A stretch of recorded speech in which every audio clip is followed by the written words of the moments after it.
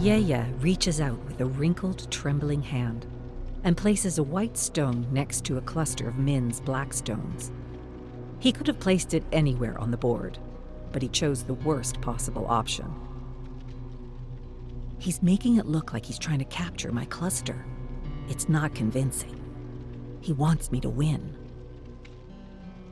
2 more near the cluster, and Min can capture a number of Yeya's stones. She ignores the bait altogether and places her black stone in a remote corner of the board. Min feels Yeya's crooked stare linger on her before he makes his next move. Another white stone near the cluster. Another stone ripe to be captured. Min wants to tell him, "Stop.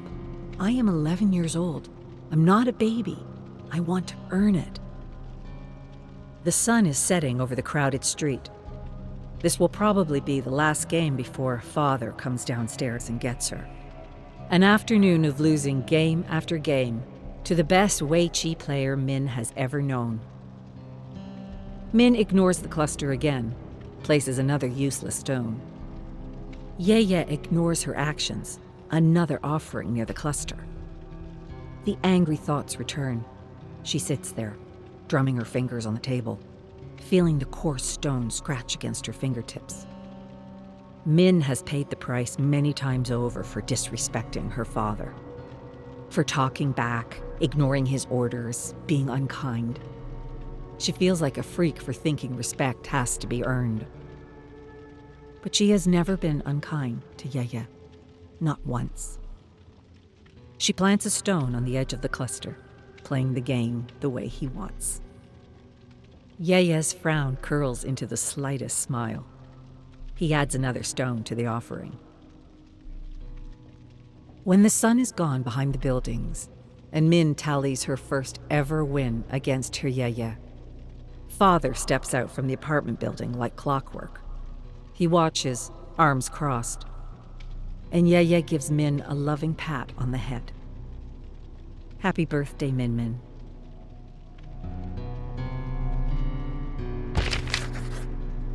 Her footsteps echo across the empty classroom. She didn't want to say anything to Teacher Leo in front of the other kids. "What's the problem, Min?" Teacher Leo rubs his temples as he sorts his papers. "Sir, my parents taught me to mind my own business and not concern myself with how others behave. But I have to tell you, schoolmate Chen has been cheating." Teacher Leo stops moving his papers. She has his attention. "Excuse me?"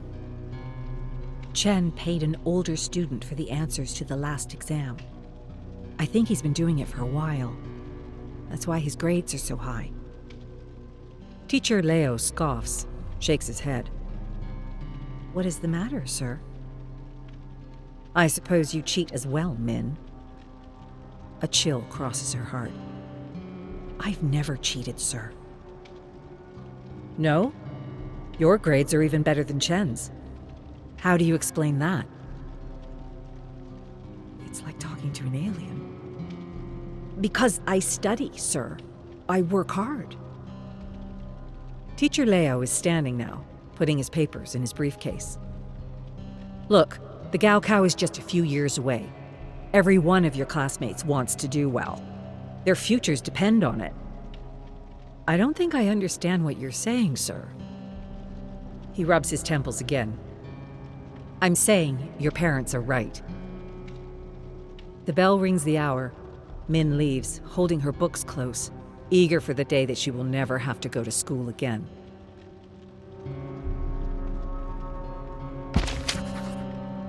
"You still play Reign of Kaiju?" May's words have a serrated edge to them. A day of team building for the Laser Bears, and Min still feels like the new girl. The team's eyes are on her, waiting for her to say the right answer. "You mean you don't?" This was not the right answer. May puts her boba on the table and it lands with a thud. "No, I don't. I play the game that gets me paid." "You mean you don't make time for any other games?" Again, not the right thing to say. May shakes her head. "She doesn't get it, Wanling." Wanling calmly waves away May's simmering anger. "Min, That 10-hour training session yesterday, that was a normal day. That's what we do to win matches and titles and sponsorships. This, right here, drinking boba and chatting, this is a day where we fall behind. Anytime we do anything besides play Nebula Arc, we fall behind. Min looks over at Lon and Dayu as they sip their boba with downturned eyes and fidget in their seats. She only met them last week, and she thought they were awkward, standoffish. But now she gets it. They just want to play. Wanling is still talking. Do you get what we're saying? If you're ready to commit to the Laser Bears, that means you have to commit to Nebula Arc. There won't be any time for anything else, including our okay. For as long as Min could remember, Reign of Kaiju was there. She watched the cartoon as a kid. Her binder of kaiju cards was still in the closet of her old room. She made her own hero costume. She doodled Rocco in her notebooks. And once she started playing the MOBA, she never wanted to stop. She still doesn't want to stop. Wanling's hand is on hers. It's okay to say no. Some join a team thinking it's just a game. They never last long. Others go too far. They just grind nonstop, push themselves past their limits until they burn out. This life is not for everyone. But you are a great Nebula defender. You can help us take the championship title from the Shock Demons.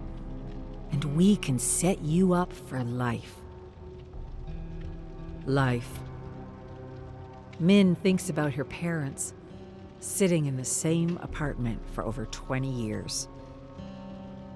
She thinks about the Dinoid Stuffy, the one she played with when she was a baby, still sitting at the bottom of her backpack. Maybe you need some time to think about it. Min grips Wanling's hand, just tight enough to show her strength. No, I don't need any time at all.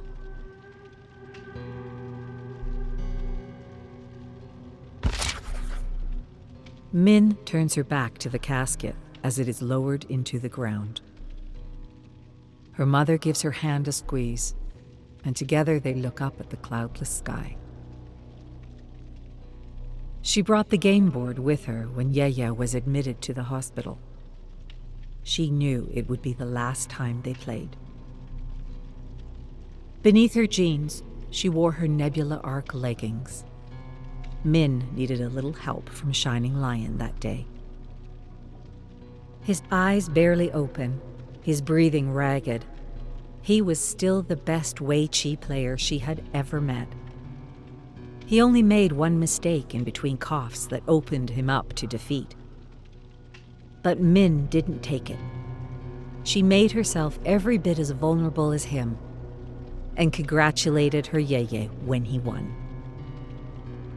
He asked for another game, and she wiped away a tear. She knew her father was waiting in the hallway and would not enter the room until she left. She watches her father place yellow and white chrysanthemums on Yeye's grave. Time folds in on itself, and Min sees herself in the future, standing before a grave, hands tightened around her own bouquet of yellow and white mums.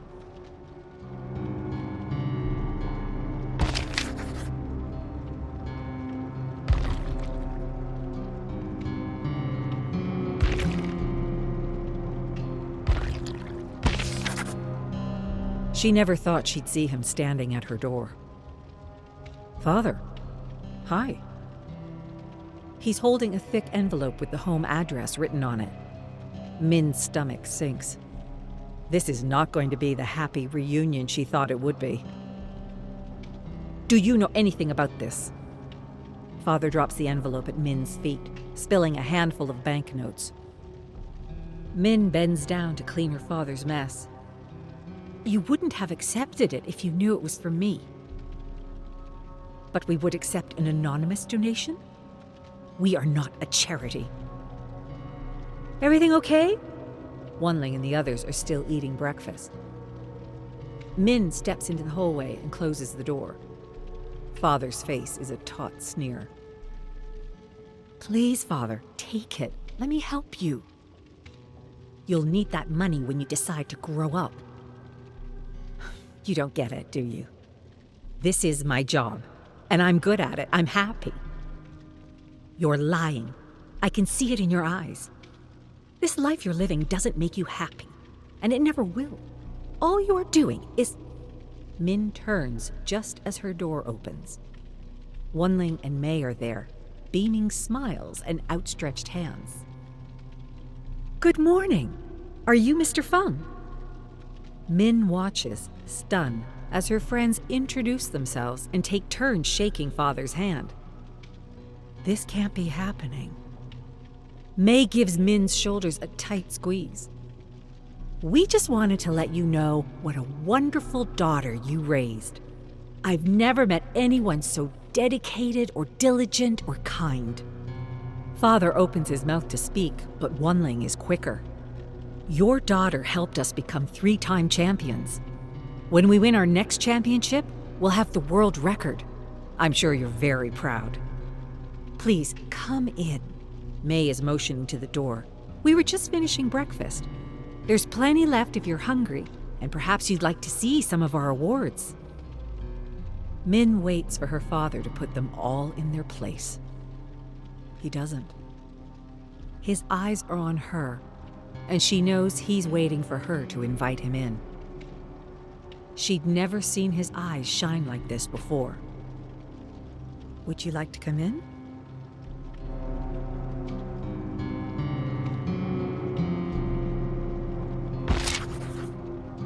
This is it, the morning of the final.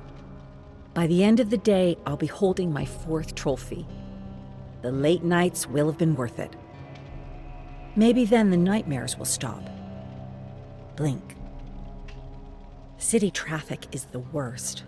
Min has no patience for it. If we're not at the stadium in an hour... Min weaves across lanes, avoiding the slowpokes taking up space in the passing lane. We're going to make it. Blink. The laser bearers are quiet in the back of the van. They don't think I can handle it. We wouldn't be in this mess if the driver they hired didn't flake on us, or if any of them bothered learning to drive. Blink. We'll see who can handle what today. If we win the final, it'll be because of me, not them. The world record will sit in my room, not theirs. They don't have the... Blink. Min! That was May. The others are crying, screaming as the van grinds against the median. Sparks fly up from the driver's door. Her instincts kick in. Min steers hard to the right. The tires squeal, the girls scream. The sound is excruciating. Min looks over just in time to see a black SUV coming at them like a bullet. And somewhere in the dark recesses of the unconscious, Feng Min dreams of her grandfather, of playing Weiqi, of kaiju.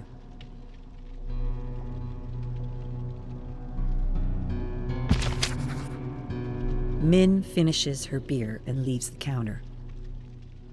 Drinking allows her to focus on certain details. Like each drop of water floating in the air, creating spring mist that catches the neon light of the signs looming large above her. Even at night, there is no darkness in the city. But drinking does something else to Min. She looks ahead at the haze, watching herself walk down the sidewalk from within. She is not Feng Min. She is someone trapped inside Feng Min, controlling her, seeing what she sees. The distance gives her room to breathe. She takes an awkward lurch forward and she feels the ligaments around her knee twist. Her knee, the last reminder of the accident. It never lets her forget. Her friends screaming, her cries of mourning echoing through the hospital hallway. The beginning of the end. Someone rushes past Min and elbows her hard. "Roll away, loser." She turns, fist clenched, ready to fight, but the world turns faster than she does. And as she falls to the sidewalk, the word echoes through her mind. Loser. Loser. Loser. She lands on her side and her head hits the asphalt with a crack. I lost everything. And every day I lose a little bit more. Game over. Start again. If only it were that easy. If only she could just start again, change things. Never lose again. Everything goes dark. The blood on the sidewalk, the mist in the air. Just close your eyes now. Things will be different tomorrow.